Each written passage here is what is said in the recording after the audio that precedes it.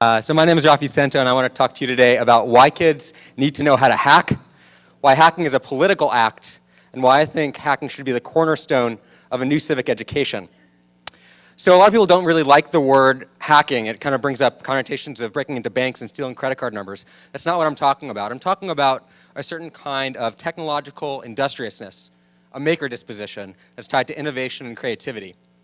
I define hacking, and specifically being hacker literate, as engaging in empowered practices that aim to reconfigure and revise existing technology via technical, social, or legal means.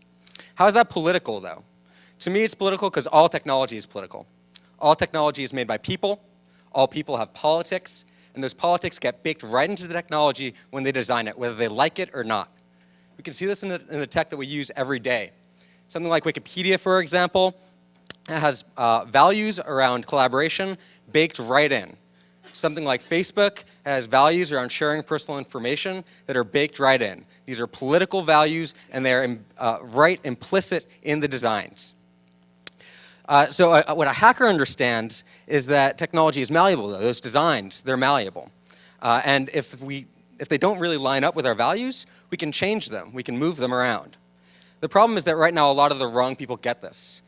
Hosni Mubarak, for example, last year turned off the internet in Egypt and prevented people from organizing because he knew that he could do that and have power in that way. Mark Zuckerberg understands the design of Facebook might eventually get us to share every last thought we're having by default. He gets this insight implicitly in his bones. They know, both of these people know, and lots of other people know, that you can marshal power, economic or political power, by hacking technology and designing it in specific ways. But I'm really hopeful too. I'm hopeful because the malleability of technology means you can hack it back when it's going in the wrong direction.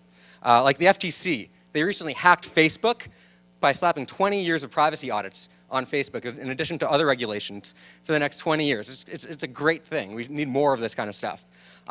Hopeful because of SOPA and PIPA, the recent problematic legislation that had real potential to stifle free speech online, because people started to get that the design of the internet is inextricably tied to our political and civic values and our political freedoms. I'm hopeful because SOPA and PIPA also showed people that the internet is vulnerable. It's people changing the architecture in the wrong way.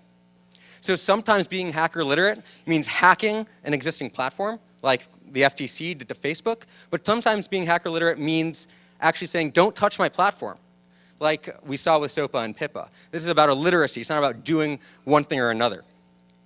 Because really the internet was not an accident. All the things that we like about it, the openness, the transparency, the participatory culture, these things are by design. The early designers of the internet had political commitments that they baked in to the early structures. And the future of those structures is up for grabs. SOPA and PIPA also showed us this. And this is one of the core reasons that we need to teach our kids how to hack and how to be hacker literate. So a good friend of mine once said, if you have a large group of people in front of you, that you cannot let them leave the room without giving them marching orders. So here are mine, 4 things. Number 1, position kids as designers and makers of technology.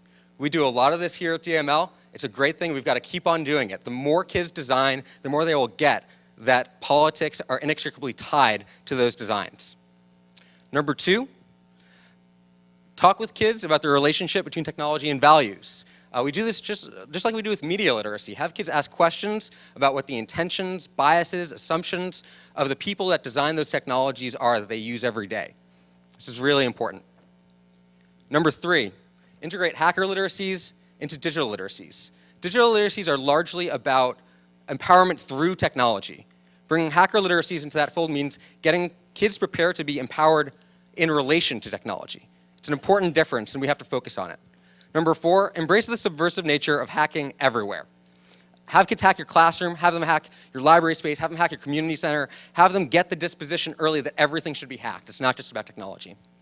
Because ultimately, at the end of the day, Seymour Papert was right. He said over 30 years ago that most of the time we have technology leading kids by the nose, the computer programming the child. He said we need to switch that, have the child program the computer.